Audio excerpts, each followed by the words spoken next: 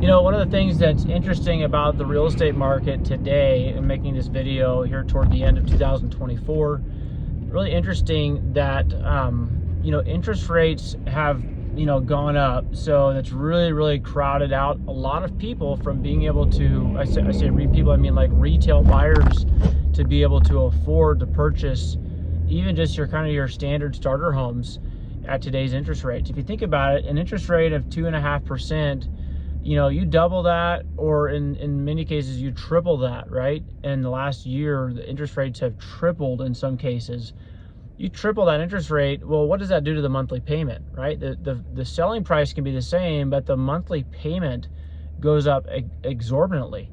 And so it's happened in the real estate market this year, and we're seeing it just get worse and worse, is that the sellers that are trying to sell right now, they're not actually able to move these properties as quickly as they were. Now there's exceptions to that, right? There's areas that are a little bit more inclined to have property. You know, there's a huge demand, there's very little inventory still, and there's enough work in a particular area, maybe high paying jobs where people can afford to buy even at the higher interest rates. But generally speaking, there's two things that are happening. There's the one, it's the sellers are realizing that, like, my property is going to have to stand out. I'm going to have to update it. I'm going to put those granite and quartz countertops in. We're going to have to remodel the kitchen, update the bathroom to be able to get some attention on our particular house, because otherwise, you know, there's really just not going to be that interest, because people are just, they're not going to buy unless they really want the property right now. So that's one thing. The second thing that's happened recently is that a lot of people that had those really great loans, but they bought at kind of the peak of the market 2 or 3 years ago. So maybe they still have that 2.5, 2.75, 3.5% interest rate. Those people, when they go to sell, what they're finding out is that they're having to actually dip into their own pocket to try to get these properties sold. Here's why.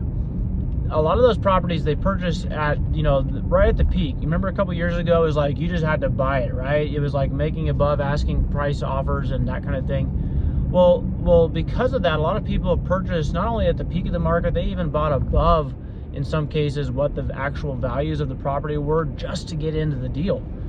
And now, you know, when those people turn around and try to sell their house, what they're finding out is the markets have pretty much flattened out. They're stabilizing, or if not dipping just a little bit. And because they purchased so high, they're really not able to sell the house, pay the agents. You know, it's 3 to 6% depending on how you structure your sale.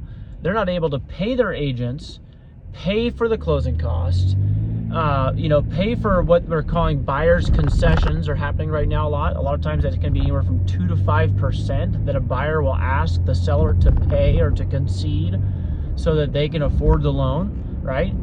And so between the realtor fees, the closing costs, the buyer's concessions, you know, any punch list repairs that have to be made, just even little things, what's happening is buyers are having to dip into their own pocket and pull out cash to get rid of their house. And so what I'm trying to tell people is, listen, before you go just pull out cash to get rid of that house, contact johnbuyshouses.com. Let us see what we can do. We might be able to structure a deal where instead of you having to pay cash out of pocket to get rid of the property, you know, yeah, of course you can rent it. Some people want to do that. If you've ever rented a property or been a landlord before, you know that's not for the faint of heart.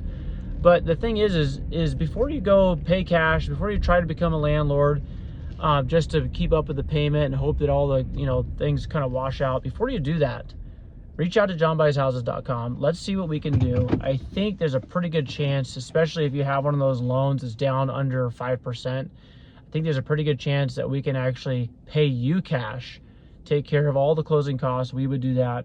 And what we do with these properties is, I'll tell you what we do with them whenever you reach out to me. But the thing is, johnbuyshouses.com is the website, and I hope that this information is valuable to you. If it is, would you share this, pass it on to somebody who might be needing some help?